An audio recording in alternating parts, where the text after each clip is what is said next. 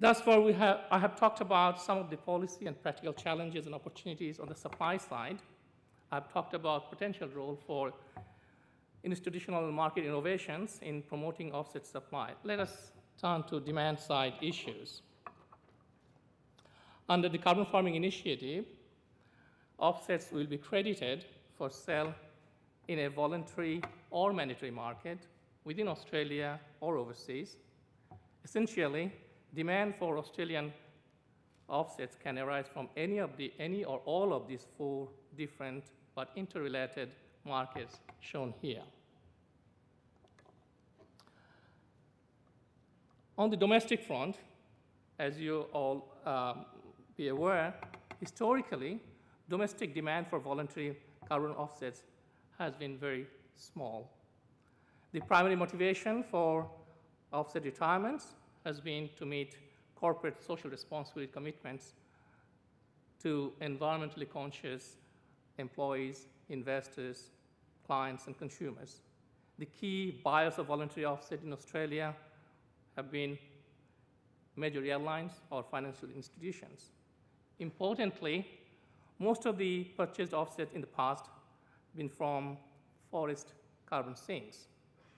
Whether or not Australian certified offsets can be traded under a domestic mandatory carbon pricing scheme is still for the government to consider. Recently, the government has announced the broad architecture of domestic carbon pricing scheme. The details of this broad architecture are yet to be determined. However, let's be sure that the government carbon pricing policy will determine the size of the demand for Australian offset markets within Australia.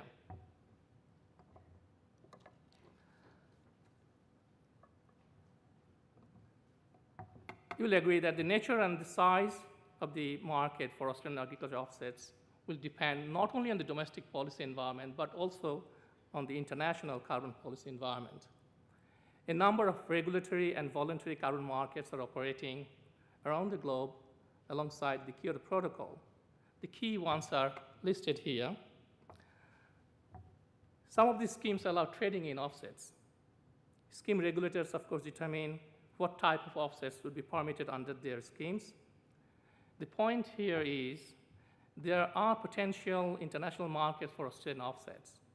However, the demand for Australian offset will depend on whether or not Australian offsets are also accredited in those markets and schemes.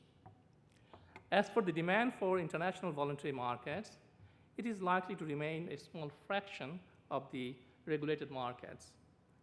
In 2009, voluntary markets, including now defunct the Chicago Climate Exchange, were estimated to be about 1% of the total volume of trade in that year. Let's have a closer look at European Union market with the biggest operational emission trading scheme in the world. Here we can see balances of Kyoto units in EU markets halfway through the Kyoto commitment period.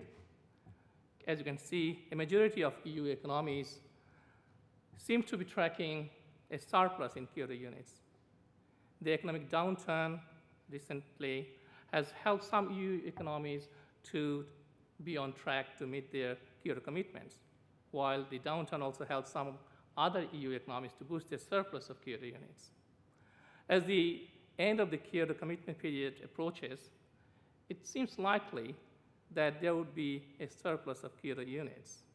And what this means is that there will be limited international demand for Australian Kyoto-compliant carbon offsets in the EU markets and broadly in the NXP countries. One particular issue is what we're going to do with Kyoto units beyond Kyoto budget period. Banking of Kyoto units beyond the first commitment period is currently being considered and as part of UNFCCC's negotiations. A number of proposed options are floated. They range from unrestricted banking and transfer beyond 2012 to limited transfer and banking for own use to no banking or transfer at all.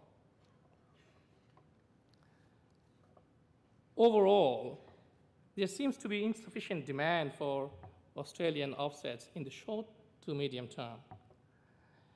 There seems to be limited growth prospect for offsets demand by institutions and business entities seeking to become carbon neutral within Australia. I'm talking here about domestic voluntary market. And there seems to be limited opportunities for Australia's offsets in international voluntary markets. Given the current uncertainties in the international policy space, one would expect limited prospect for Australia's Kyoto-compliant offsets in the NXP countries. With offset provisions, the domestic carbon pricing scheme will determine the size and nature of domestic demand for Australian agricultural offsets, and we are very hopeful it will hold a lot of promise for Australian offsets. In conclusion, I would like to reiterate that the carbon farming initiative is important and timely, but there are challenges and opportunities which need to be understood and addressed for the initiative to be fully efficient and effective. The additionality test for crediting offsets is critical for promoting offset credit supply within Australia. When it's voluntary, farmers and land managers would like to see clear economic benefits for their participation in the initiative. There must be demand for credits for the initiative to be very impactful.